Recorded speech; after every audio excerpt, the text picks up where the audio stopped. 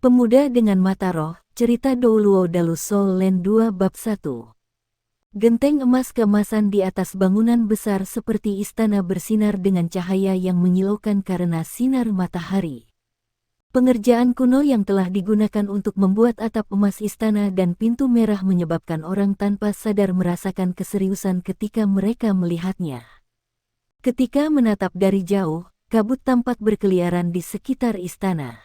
Bangunan-bangunan yang mengelilingi istana berjajar rapi, persis seperti pola dinding bata.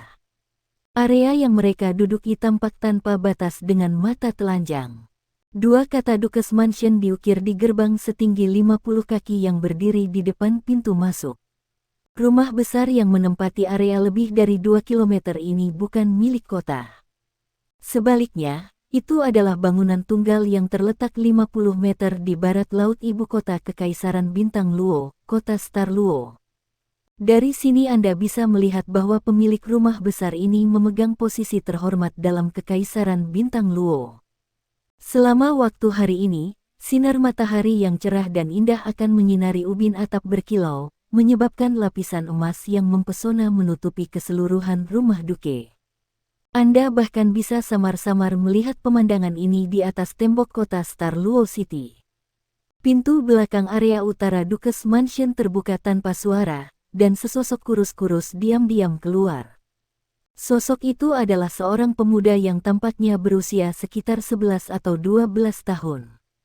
Perawakannya proporsional, dan dia mengenakan kemeja kain abu-abu yang sederhana namun bersih.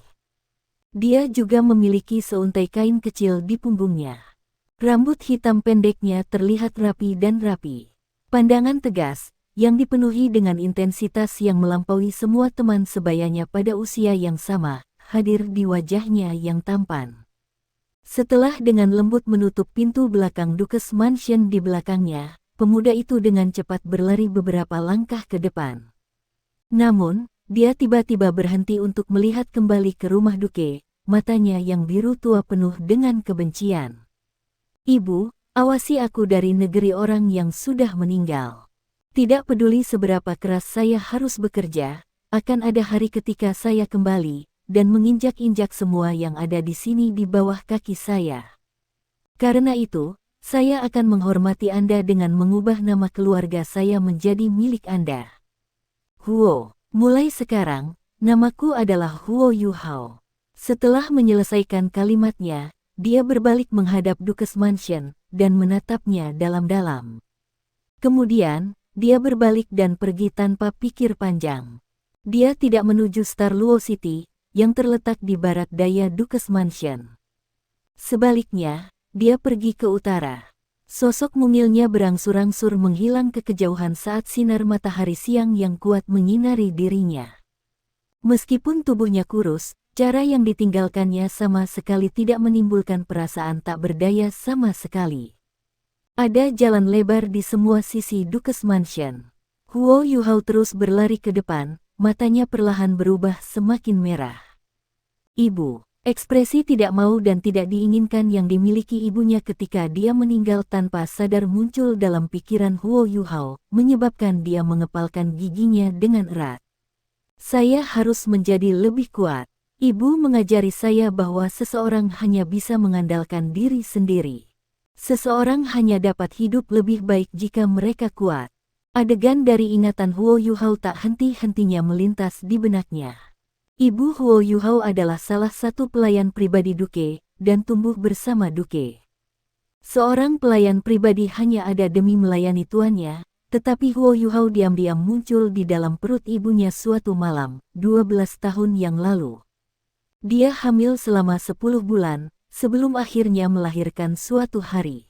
Terlepas dari apa yang identitas ibu Huo Yuhao sebelumnya miliki, ia masih putra adipati.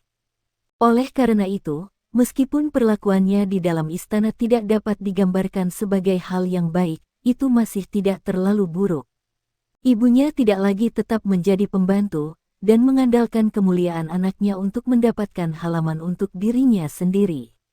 Dengan demikian, semuanya seharusnya berlanjut tanpa masalah, tetapi siapa yang bisa tahu bahwa bencana akan tiba begitu cepat? Sang duke pergi berperang sebagai perwakilan Kekaisaran Luo Bintang, meninggalkan semua urusan internal istana kepada istri Adipati. Istri Adipati sudah memiliki 2 putra dan seorang putri, dan dia memperlakukan apapun yang dapat memengaruhi anak-anaknya sebagai hal-hal yang perlu ditekan. Segalanya cukup baik bagi Huo Yuhao dan ibunya saat duke berada di mansion, tetapi ketika dia pergi, mansion menjadi dunia istri duke. Selain itu, dia adalah putri favorit Kaisar Star Luo Empire saat ini. Ibu Huo Yuhao tumbuh besar di samping duke, yang membuatnya sangat disayanginya. Karena itu, dia selalu iri pada istri Adipati. Setelah duke pergi, dia segera menjadi target utama bagi istri duke. Dengan alasan ibu Huo Yuhao terjangkit penyakit menular, dia mengejar mereka ke gudang kayu pelayan, yang terletak di bagian belakang mansion.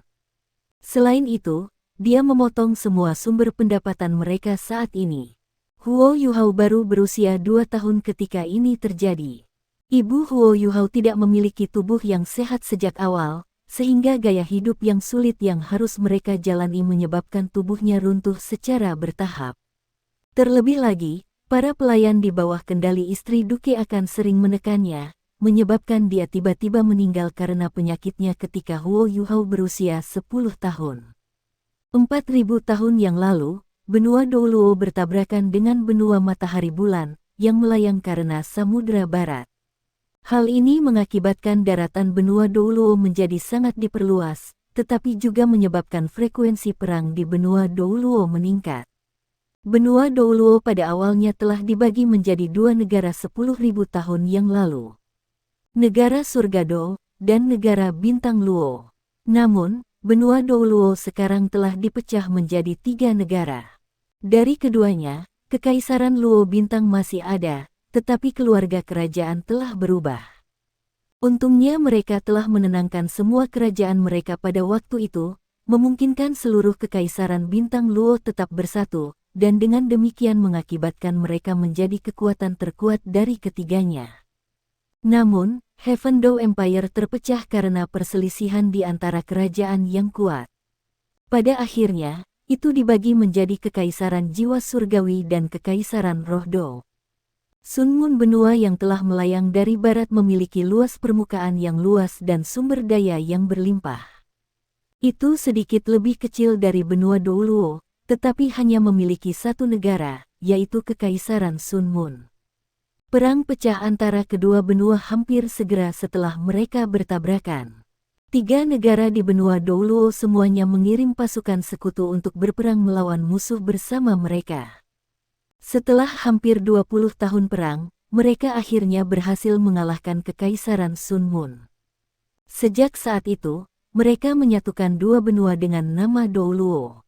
Sun Mun kontinen tidak ada lagi, hanya Sun Mun Empire dalam Douluo kontinen yang tersisa. Namun, Kekaisaran Sun Mun tidak sepenuhnya diserang meskipun dikalahkan. Mereka mengandalkan keuntungan alami mereka, serta pandangan yang saling bertentangan dari 3 kerajaan di benua Douluo, untuk secara bertahap membentuk situasi yang stabil dan menemui jalan buntu antara keempat pihak. Namun, perang masih terjadi setiap tahun. Karena seringnya perang yang harus diikuti oleh duke, ia menghabiskan sangat sedikit waktu di dalam mansion. Karena istri duke sengaja menyembunyikan masalah ini, ibu Huo Yuhao secara bertahap dilupakan oleh duke. Ketika duke bertanya tentangnya, istrinya hanya mengatakan bahwa ibu Huo Yuhao jatuh sakit. Ibu Huo Yuhao telah menderita banyak kesulitan pahit saat dia membesarkannya. Ketika dia berusia 6 tahun, dia melakukan kebangkitan jiwa bela diri di dalam mansion. Jiwa bela diri adalah sesuatu yang dimiliki semua orang di benua Douluo. Meskipun Kekaisaran Sun Mun telah berkembang dengan cara yang berbeda dibandingkan dengan 3 kekaisaran lainnya, jiwa bela diri masih menjadi salah satu konsep dasar mereka. Setiap orang secara alami akan memiliki jiwa bela diri yang dapat dibangunkan pada usia 6 tahun. Jiwa bela diri bisa berupa apa saja, dari alat hingga binatang. Jiwa bela diri tipe binatang disebut sebagai Beast Souls, sementara semua jiwa bela diri lain yang bukan Beast Souls secara kolektif dikenal sebagai Tool Souls. Namun, secara alami ada beberapa jiwa bela diri yang memiliki mutasi. Jadi, mereka adalah pengecualian dari aturan ini. Setelah kebangkitan jiwa bela diri seseorang, sejumlah kecil orang akan memiliki kekuatan khusus bersama dengan jiwa bela diri mereka. Kekuatan ini disebut kekuatan jiwa. Hanya orang-orang yang memiliki kekuatan jiwa yang memiliki kemampuan untuk berkultivasi dan untuk menjadi profesi paling mulia di benua Douluo. Seorang guru jiwa, master jiwa dipisahkan menjadi 9 peringkat yang berbeda. Dari terendah ke tertinggi, mereka adalah cendekiawan jiwa, penguasa jiwa, penatua jiwa, leluhur jiwa, raja roh, kaisar jiwa, sage jiwa, jiwa Douluo, dan gelar Douluo. Penguasa jiwa akan meningkat dalam kekuatan ketika peringkat jiwa mereka meningkat. Jika seseorang berhasil mencapai tingkat tertinggi dari titlet Douluo Rank, seseorang akan memiliki kemampuan yang menakutkan untuk memindahkan gunung dan lautan, serta bahkan menggeser bintang-bintang. Orang-orang yang berada di antara peringkat pertama dan ke-10 dari kekuatan jiwa berada di bawah kategori jiwa cendekia. Ketika jiwa bela diri seseorang terbangun, kekuatan jiwa bawaan mereka akan menandakan bakat mereka untuk menjadi guru jiwa. Dengan demikian, seseorang dengan bakat yang lebih besar akan memiliki kecepatan kultivasi yang lebih besar. Jika seseorang memiliki kekuatan jiwa peringkat ke-10 setelah jiwa bela diri mereka terbangun, mereka akan menjadi orang yang berbakat dengan kekuatan jiwa penuh bawaan. Orang itu dengan demikian akan disebut sebagai master jiwa jenius. Seorang guru jiwa yang jenius akan memiliki prestasi besar dalam hidupnya selama jiwa bela dirinya tidak terlalu buruk. Meskipun Huo Yuhao adalah putra duke, dia belum mewarisi jiwa bela diri yang kuat dari duke. Jika dia punya, istri duke akan harus melaporkan jiwa bela dirinya ke duke, terlepas dari apakah dia menyukainya atau tidak. Sejak saat itu, Huo Yuhao dan nasib ibunya juga akan berubah. Sayangnya, mutasi yang sangat langka muncul dalam jiwa bela diri Huo Yuhao. Dia memiliki mata roh. Di luar dua kategori utama jiwa bela diri, ada subkategori yang sangat kecil yang dikenal sebagai jiwa tubuh. Jiwa bela diri yang mereka bangun akan menjadi bagian dari tubuh mereka, seperti lengan atau kaki. Hampir semua jiwa tubuh sangat kuat, tetapi kemungkinan mereka muncul sangat kecil. Dapat dikatakan bahwa mereka adalah eksistensi di atas Beast Souls dan Tool Souls, dan karena ini, mereka sangat dihargai setiap kali mereka muncul. Sayangnya, jiwa bela diri Huo Yuhao adalah pengecualian untuk ini. Jiwanya, mata jiwa bela dirinya secara alami muncul di matanya. Selain itu juga jiwa bela diri tipe spiritual yang sangat langka. Dalam keadaan normal, Huo Yuhao seharusnya menjadi sangat dihargai. Sayangnya, ada 2 poin yang menghambat perkembangannya. Ketika dia membangunkan jiwa bela dirinya, kekuatan jiwa bawaannya hanya berada di peringkat pertama. Dengan demikian, dapat dikatakan bahwa bakatnya sangat buruk, yang berarti bahwa kecepatan kultivasinya pasti akan sangat lambat. Poin kedua yang membatasi perkembangannya bahkan lebih fatal. Tidak hanya jiwa bela diri tipe spiritual yang jarang terlihat, makhluk jiwa tipe spiritual juga sangat langka. Setiap kali kultivasi master jiwa mencapai bottleneck peringkat jiwa ke-10, mereka akan perlu membunuh binatang jiwa yang kompatibel dengan jiwa bela diri mereka, dan kemudian perlu menggunakan cincin jiwanya untuk menerobosnya. Tidak hanya cincin jiwa yang diperlukan untuk menembus kemacetan, tetapi mereka juga akan memberikan keterampilan master jiwa. Ini juga salah satu asal-usul kekuatan jiwaku. Digabungkan, kedua faktor ini praktis membuat Huo Yuhao tidak memiliki prestasi selama masa hidupnya. Namun, pada akhirnya dia masih putra adipati. Dengan demikian, ia masih berhasil mendapatkan metode budidaya kekuatan jiwa yang sederhana. Bahkan anak-anak dari beberapa pelayan di Istana Adipati mampu mencapai peringkat jiwa ke-10, dan bisa menjadi penguasa jiwa dalam waktu 3 tahun untuk membangkitkan jiwa bela diri mereka. Namun, Huo Yuhao telah mencapai usia 11 tahun ini. Dia sudah berkultivasi selama 5 tahun, namun kekuatan jiwanya baru saja mencapai peringkat jiwa ke-10. Terlebih lagi, dia bekerja 3 kali lebih keras dari teman-temannya. Setelah ibunya meninggal, Huo Yuhao tinggal di rumah adipati selama 1 tahun lagi. Dia masih muda, jadi dia tidak memiliki sumber penghasilan apapun setelah dengan terburu-buru meninggalkan Dukes Mansion. Dengan demikian, ia hanya bisa menekan semua keluhannya dan membenci dengan hatinya. Dan, karena penindasan yang harus dideritanya, pikirannya telah menjadi lebih dewasa daripada teman-temannya. Ibunya telah mengatakan kepadanya bahwa satu-satunya cara baginya untuk menjadi luar biasa adalah menjadi seorang guru jiwa. Bahkan jika dia hanya menjadi penguasa jiwa biasa, statusnya masih akan jauh lebih tinggi daripada orang biasa lainnya di benua Douluo. Kemarin, Huo Yuhao akhirnya berhasil meningkatkan kekuatan jiwanya ke peringkat ke-10. Ini dengan bakatnya yang sangat buruk, dan setelah 5 tahun bekerja keras. Ini juga hari di mana dia berencana meninggalkan Dukes Mansion. Dia membutuhkan cincin jiwa. Bahkan cincin jiwa 10 tahun tingkat rendah akan baik-baik saja. Dengan begitu, dia memiliki kesempatan untuk menjadi guru jiwa sejati yang memiliki keterampilan pribadinya sendiri. Di Douluo benua, binatang buas diberi peringkat sesuai dengan jumlah tahun yang mereka jalani. Kekuatan cincin jiwa mereka terkait erat dengan ini, serta kekuatan mereka secara keseluruhan. Secara umum, jiwa binatang dipisahkan menjadi 10 tahun jiwa, 100 tahun jiwa, 1000 tahun jiwa, 10.000 tahun jiwa, dan 100.000 tahun jiwa.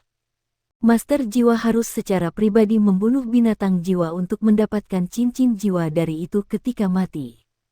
Huo Yuhao tahu bahwa, jika dia terus tinggal di Dukes Mansion, dia tidak akan memiliki kesempatan untuk mendapatkan cincin jiwa. Praktis tidak ada orang di sana yang mau membantunya.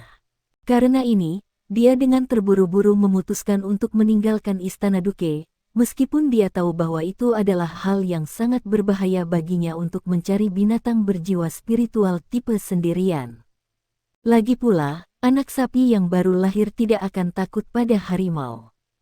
Huo Yuhao dengan cepat tiba di jalan utama saat dia berjalan menuju utara.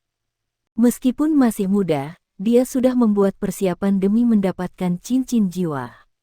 Selain satu set pakaian bersih, dia juga membawa ransum kering di tasnya, serta sejumlah uang yang diperoleh ibunya melalui kerja keras. Dia juga memiliki belati di tasnya.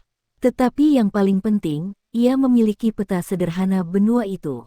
Baik Dukes Mansion dan Starluo City terletak di wilayah utara tengah Kekaisaran Starluo, dan daerah yang dipilih Huo Yuhao untuk berburu binatang buas adalah Great Stardo Forest yang berbatasan dengan wilayah utara Star. Kekaisaran Luo dan Kekaisaran Tianhun. Berbagai jenis binatang buas hidup di dalam hutan, yang hampir sebesar provinsi. Selain itu, tidak ada kekurangan keberadaan tertinggi di dalam hutan.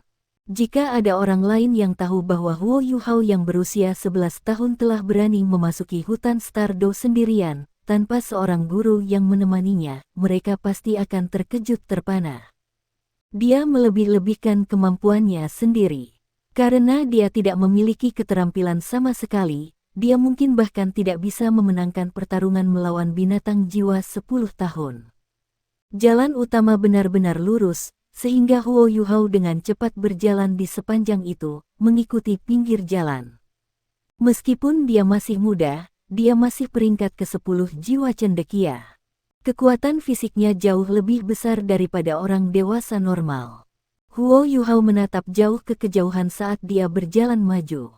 Jika seseorang memperhatikannya dengan cermat, mereka akan melihat bahwa mata birunya yang biru langsung menjadi lebih jernih, dan samar-samar tampak ada cahaya yang berkedip di dalam diri mereka. Sejak dia membangunkan mata rohnya, Huo Yuhao telah menemukan bahwa visinya melebihi orang biasa. Pada jarak yang relatif dekat, dia bisa melihat banyak detail kecil yang orang biasa tidak dapat melihat dengan jelas. Pada jarak yang lebih jauh, jarak pandangannya lebih dari 2 kali jarak orang biasa. Kekuatan visinya juga terus meningkat dalam kombinasi dengan tingkat kekuatan jiwanya. Perubahan yang muncul saat kultivasinya meningkat membuat kepercayaannya pada kata-kata ibunya meningkat. Seorang guru jiwa, saya harus menjadi guru jiwa. Ibu pernah berkata bahwa aku akan menjadi sistem kendali jagoan pertempuran jiwa jika aku bisa mendapatkan cincin jiwa. Bukan karena jiwa bela diri saya buruk, tetapi bakat saya buruk. Jadi, saya hanya akan bekerja lebih keras dan berkultivasi lebih lama daripada orang lain. Huo Yuhao berkultivasi saat ia maju ke depan, didukung oleh keyakinan yang teguh ini. Ketika dia haus, dia akan mencari mata air. Ketika dia lapar, dia akan memakan beberapa biskuit kasar yang dia bawa. Selain bergegas maju dalam perjalanannya, ia akan duduk dan bermeditasi. Fakta bahwa dia benar-benar dapat bergerak sejauh 300 mil dalam satu hari. Pada usianya, bukan keajaiban. Namun, dia hanya memiliki 7 koin jiwa perak dan 5 koin jiwa tembaga, yang membuatnya sangat hemat dengan uangnya. Sejak perang antara benua Douluo dan benua matahari bulan telah berakhir, benua telah mengalami ribuan tahun perubahan. Mata uang yang digunakan sekarang sepenuhnya bersatu. 1 koin jiwa emas sama dengan 10 koin jiwa perak, yang sama dengan 100 koin jiwa tembaga. Ketika dia masih muda, ibunya kadang-kadang diam-diam membawanya keluar dari rumah adipati untuk mencari buah-buahan dan tumbuhan liar di hutan untuk dimakan, hanya demi memberinya makan yang lebih baik daripada biasanya. Dengan demikian, jumlah tanaman yang diakui Yuhao kecil cukup tinggi. Seringkali, dia bahkan tidak tahan membeli beberapa biskuit murah, jadi dia harus mencari makanan di hutan di samping jalan saat dia bepergian. Meskipun Huo Yuhao memiliki panduan peta, ini masih pertama kalinya dia meninggalkan sekitar Dukes Mansion. Karena itu, dia tidak bisa menghindari jalan beberapa kali, dan dia harus terus meminta bantuan orang lain untuk menemukan rute yang benar ke tujuannya. Inilah yang disebut membaca 10.000 buku tidak sebaik bepergian 10.000 mil. Dia merasa seperti telah belajar banyak hal setelah hanya beberapa hari. Suasana hatinya juga meningkat banyak tanpa penindasan dan pembatasan yang biasanya dikenakan di dalam Dukes Mansion. Hal-hal menarik yang telah dilihatnya sejauh ini selama perjalanan menyebabkannya selalu bersemangat. Dia masih muda. Setelah tubuhnya pulih, dia tidak merasa lelah saat bepergian. Sebaliknya, bisa dikatakan bahwa dia adalah burung yang meninggalkan kandangnya. Ini adalah pertama kalinya dia bersenang-senang setelah ibunya meninggal. Aku sudah berjalan selama 6 hari, aku harus segera ke sana. Huo Yuhao dengan hati-hati memeriksa peta kertas di tangannya, dan kemudian melihat ke arah yang ditunjukkan oleh pohon-pohon di pinggir jalan. Dia memutuskan bahwa dia sudah sangat dekat dengan hutan Great Stardow. Huo Yuhao menyeka keringat di dahinya saat dia berjalan ke hutan di pinggir jalan. Begitu dia duduk di bawah naungan pohon, berniat untuk bermeditasi dan memulihkan kekuatan arwahnya, suara air yang mengalir tiba-tiba mulai bergema di udara. Suara ini segera menyebabkan Huo Yuhao melompat kegirangan. Kehadiran air menandakan bahwa ia dapat meningkatkan gaya hidupnya. Huo Yuhao dengan cepat menutup matanya, dan diam-diam mendengarkan sumber air. Sebagai seseorang yang memiliki roh bela diri tipe spiritual, 6 inderanya jauh lebih kuat daripada orang biasa. Ini terutama benar ketika dia menutup matanya. Ketika dia memejamkan matanya, kelima inderanya yang lain akan meningkat kekuatannya dengan selisih. Dia dengan cepat mengidentifikasi dari mana suara air itu berasal, dan dengan hati-hati maju melalui hutan. Alasan mengapa dia sangat berhati-hati bukan karena tanah hutan tidak rata, tetapi karena dia takut pakaiannya akan robek oleh semak-semak di hutan. Ini adalah pakaian yang ibunya buat sendiri untuknya. Dia menemukan sasarannya tanpa berjalan lebih dari 200 meter, yang ternyata merupakan sungai kecil selebar 3 meter. Air dingin di dalamnya begitu jernih sehingga Anda bisa melihat langsung ke bawah, dan itu menciptakan perasaan santai dan menyegarkan. Huo Yuhao bersorak gembira, dengan cepat melepas pakaiannya, dan kemudian langsung melompat ke sungai, yang bahkan tidak sedalam 2 kaki. Terakhir kali dia mandi adalah 2 hari yang lalu. Perjalanan 2 hari terakhir telah menutupi tubuhnya dengan keringat, dan mandi di air yang dingin dan jernih ini hanyalah kesenangan yang tidak bisa lebih santai. Setelah benar-benar mandi, perasaan yang cemerlang meliputi seluruh tubuhnya ketika dia berjalan keluar dari sungai. Dia berpikir dalam hati, karena saya sudah tiba di hutan Great Stardo, saya akan beristirahat di sini. Dia berganti menjadi pakaian yang bersih, melanjutkan untuk mencuci pakaian kotornya di sungai juga, dan kemudian menggantungnya di cabang pohon terdekat. Dia kemudian mengambil cabang pohon yang panjangnya sekitar 3 kaki. Dia menggunakan tangan kanannya untuk menarik belati dari sarungnya di pinggangnya. Belati itu panjangnya sekitar 40 cm, dan sarungnya berwarna hijau gelap.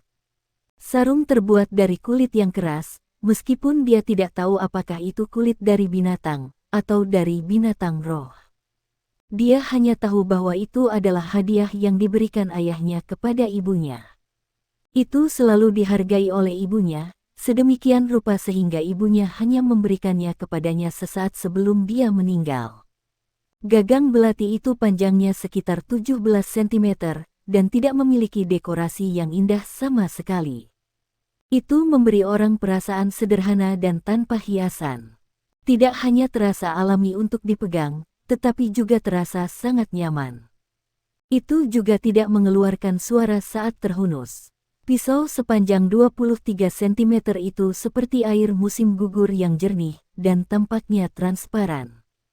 Huo Yuhao tidak bisa menahan diri untuk tidak menggigil karena udara dingin yang pekat di sekitar pisaunya, meskipun dia agak terbiasa dengan itu. The White Tiger Dagger. Ini adalah nama belati, yang dikatakan ibunya. Saat Huo Yuhao memandang belati macan putih, kegembiraan di matanya langsung berubah menjadi tatapan kesedihan yang dalam. Dia sepertinya melihat sosok ibunya di refleksi pedang. Memegang cabang yang baru saja putus di satu tangan, Huo Yuhao menggunakan belati harimau putih untuk mencukur bagian depannya. Ketika bilahnya, yang mengeluarkan cahaya biru redup, memotong cabang pohon, rasanya seperti memotong tahu. Setelah 2 atau 3 pemotongan, bagian depan cabang pohon telah diasah. Dia menyarungkan belati macan putih di pinggangnya, dan berjalan kembali ke sungai dengan ranting yang diasah di tangannya. Setelah menarik nafas panjang, matanya langsung menyala. Semua detail kecil dalam air jernih diperbesar di dalam matanya. Dia sekarang bisa melihat perubahan kecil pada riak air. Bahkan udang kecil yang berada di antara celah-celah di tanah di dasar sungai tidak bisa lepas dari perhatian mata rohnya. Selain itu, semuanya tampak melambat saat dia melihatnya. Tiba-tiba, Huo Yuhao membuat gerakan cepat kilat, dan menikam dahan tajam yang dipegangnya ke sungai. Ketika dia mengangkat tangannya kembali, dan membalikkan dahan pohon ke atas, seekor makarel panjang setengah kaki muncul di ujungnya. Bagi orang awam, menikam ikan jelas merupakan sesuatu yang membutuhkan teknik. Namun, ini adalah sesuatu yang sangat mudah bagi Huo Yuhao, yang memiliki bantuan mata roh untuk membantunya menentukan posisi ikan secara akurat. Seekor ikan kecil saja secara alami tidak cukup baginya. Setelah beberapa saat bekerja sambilan, dia menikam 10 makarel yang panjangnya bervariasi dari 17 cm hingga 33 cm. Ini bagus, setidaknya aku bisa bertahan selama 2 hari. Itu tidak akan membusuk dengan mudah jika saya memanggangnya juga. Huo Yuhao dengan senang hati berjongkok di sebelah sungai, dan menggunakan belati harimau putih untuk menumpahkan ikan tenggiri. Belati macan putih yang tajam dengan mudah berhasil memotong ikan, tidak peduli apakah itu sisik, dada, atau perutnya. Ini sama sekali tidak masalah bagi Huo Yuhao, yang telah melakukan kerja kasar dengan ibunya sejak dia masih muda. 10 ikan semuanya dimusnahkan setelah 15 menit. Dia mencari beberapa daun besar di hutan dan membilasnya di sungai. Kemudian, dia menempatkan ikan yang patah hati pada daun basah. Setelah itu, ia menemukan beberapa ranting kering untuk digunakan sebagai kayu bakar dan menyalakan api di sebelah sungai setelah beberapa saat bekerja. Huo Yuhao hanya memiliki garam yang tersedia sebagai bumbu, tetapi itu sudah cukup untuk sesuatu seperti ikan bakar. Dia menempelkan ikan tenggiri yang bersih ke dahan tipis dan menggosok garam ke perut mereka. Kemudian dia mengeluarkan beberapa daun yang dikenal sebagai basil ungu dari tasnya, yang dia dapatkan di hutan beberapa hari yang lalu. Dia mencuci dan memisahkan basil ungu sebelum mendorongnya ke perut ikan. Baru setelah ini dia mulai memanggang ikan di atas panggangan yang dia buat menggunakan beberapa cabang tebal. Tidak butuh waktu lama untuk aroma yang tidak biasa menyebar dari api yang telah ia ciptakan.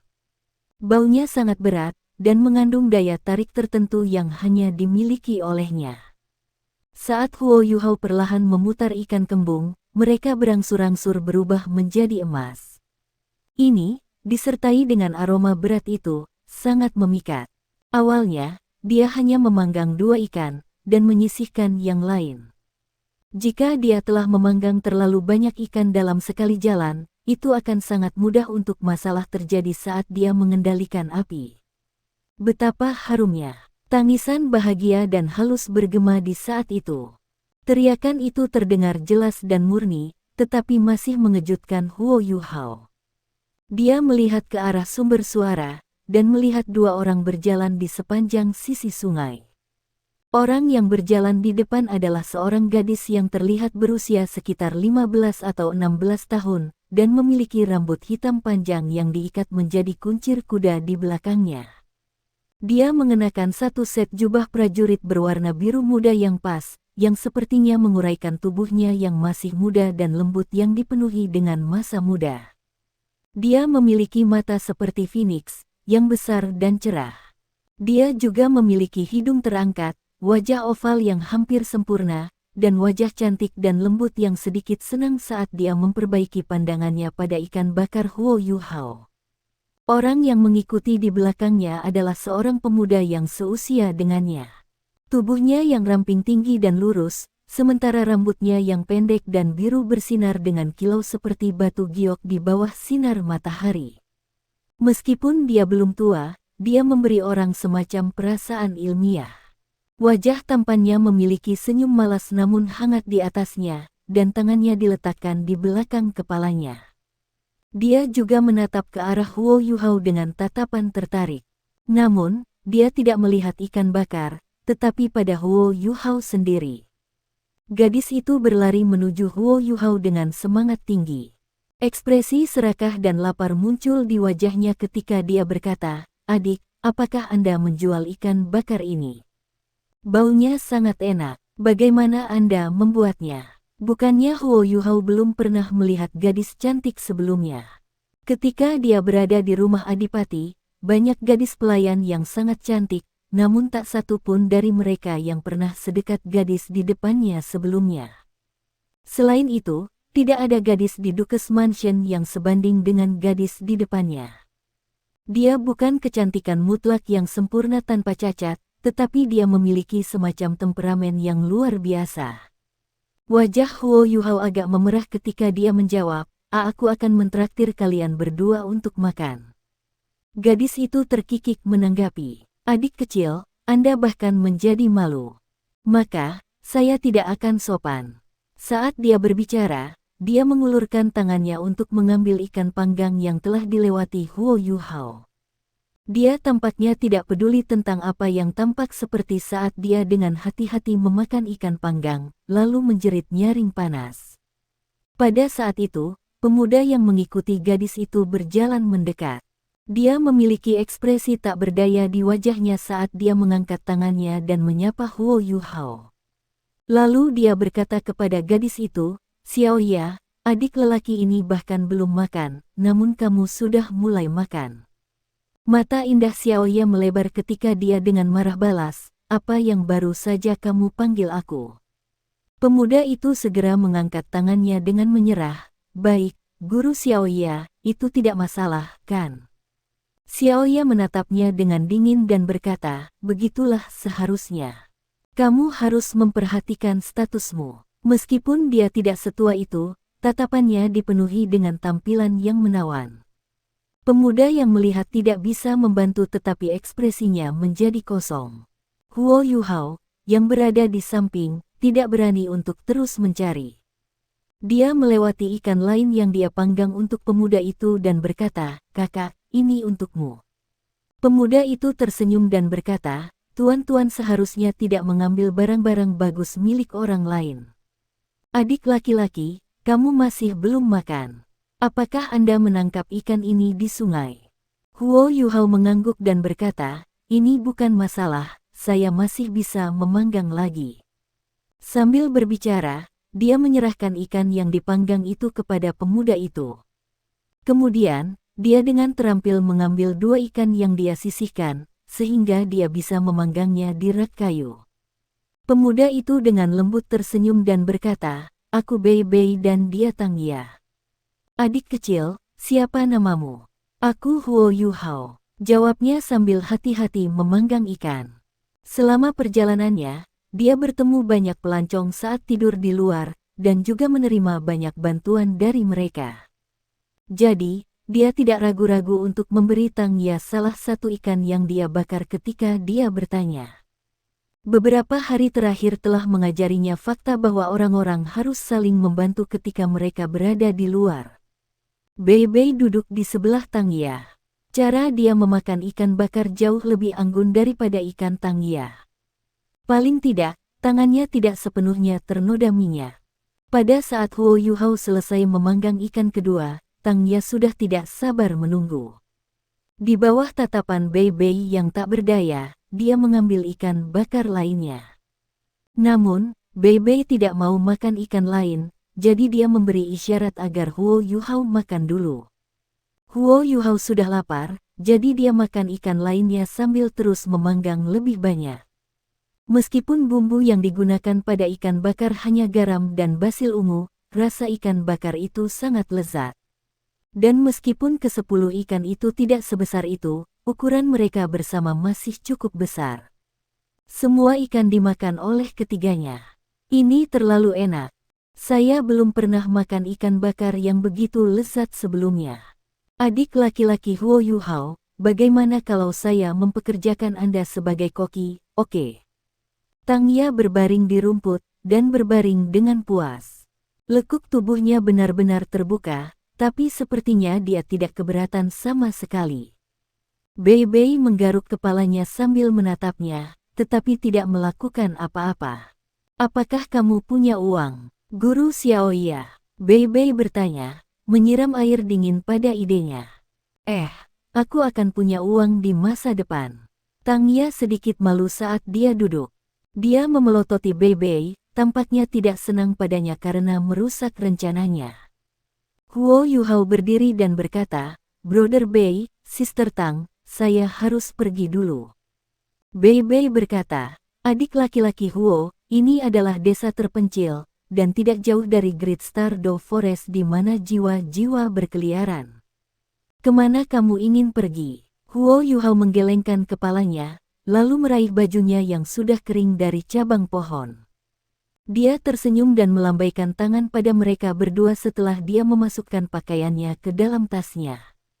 Setelah itu, dia berbalik dan pergi di bawah tatapan Tang Ya yang sedikit heran. Dia tidak bisa benar-benar ingin pergi ke hutan bintang besar Do, kan? Tang Ya menatap Huo Yuhao yang menyusut saat dia merenung. Bei Bei menggelengkan kepalanya dan berkata, aku tidak yakin. Samar-samar saya bisa merasakan bahwa ia memiliki kekuatan jiwa, tetapi sangat lemah. Sepertinya dia sendirian. Ini benar-benar agak aneh. Tang Ya menjulurkan lidahnya dan berkata, karena dia memiliki kekuatan jiwa, mengapa kita tidak merekrutnya ke sekte Tang kita? Bei Bei dengan sedih menjawab, kamu tidak mungkin ingin merekrut seseorang ke dalam sekte, hanya karena mereka memasakkanmu ikan yang lezat.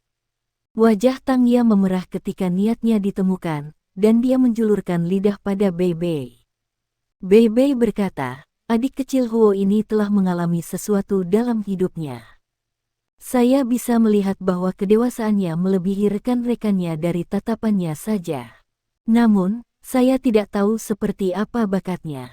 Ekspresi bahagia muncul di wajah Tang Ya ketika dia menjawab, karena kamu mengatakannya seperti ini, apakah itu berarti kamu sudah setuju? Bei Bei tersenyum pahit, sekte pemimpin sekte Tang yang hebat, Nona Tang. Sebelum Anda menerima saya sebagai murid, sekte Tang hanya memiliki Anda, dan Anda sendiri, sebagai pemimpinnya. Karena itu, karena ambisi Anda adalah memperkuat sekte Tang, wajar saja jika kami merekrut orang-orang yang cocok. Adik kecil Huo ini terlihat seperti orang yang stabil dan tenang. Jika bakatnya lumayan, dia adalah pilihan yang cocok. Dan dari pakaian yang dia kenakan, keadaan keluarganya seharusnya tidak terlalu baik. Dengan demikian, sekte Tang kami dapat merekrut murid semacam ini sekarang. Tang Ya memandang Bei Bei dengan tatapan yang sedikit ingin tahu ketika dia berkata, kamu sebenarnya cukup licik. Saya tidak bisa mengatakan itu sama sekali. Bei Bei berdiri dan menyapu debu pakaiannya saat dia menjawab, ini hanya disebut cerdik, tetapi memanggil saya bijak juga baik-baik saja. Ayo pergi, karena kita sudah makan begitu banyak ikan bakar, setidaknya kita harus melindunginya untuk satu bagian dari perjalanannya, kalau dia mendapat bahaya ketika dia bertemu dengan beberapa binatang buas, tidak peduli apakah kita merekrutnya ke sekte Tang atau tidak. Tang Ya juga berdiri dan terkikik. Kamu memang cukup pintar kali ini, karena pikiranmu sebenarnya identik denganku. Ayo pergi setelah aku membersihkan sedikit. Huo Yuhao secara alami tidak menyadari konversi antara Bei Bei dan Tang Ya. Dia awalnya berencana untuk membawa beberapa ikan bakar bersamanya, tetapi rencana itu tidak dapat diwujudkan, karena dia tidak ingin mengekspos identitasnya sebagai seorang cendekiawan jiwa, itulah sebabnya dia tidak menangkap ikan lagi. Ibunya telah mengajarinya berbicara dengan reservasi ketika berhadapan dengan orang asing. Meskipun dia memiliki kesan yang baik tentang Bei Bei dan Tang Ya, dia masih memutuskan untuk berpisah dari mereka setelah dia selesai makan. Meskipun Huo Yuhao masih muda, dia masih memikirkan banyak hal. Dia bisa mengatakan bahwa Tang Ya dan Bei Bei bukan orang biasa. Bei Bei mengatakan bahwa ini adalah desa terpencil, namun mereka berdua bahkan tidak memiliki tas. Karena itu, ia percaya bahwa akan lebih baik baginya untuk berpisah dari keduanya. Setelah makan, dia sudah pulih dari kelelahan sebelumnya. Dia menandai posisi sungai kecil di petanya. Siapa tahu, dia mungkin memiliki kegunaan untuk itu ketika dia kembali. Setelah berjalan ke depan untuk waktu yang singkat, papan nama kayu di pinggir jalan menarik perhatiannya. Kamu akan memasuki wilayah hutan bintang besar Do dalam jarak 50 meter. Ada binatang buas berkeliaran di sekitar, jadi harap berhati-hati. Benar saja, dia belum tersesat. Dia akhirnya akan mencapai tujuannya. Selain perasaan gembira saat ini, Huo Yuhao juga merasakan sedikit gugup.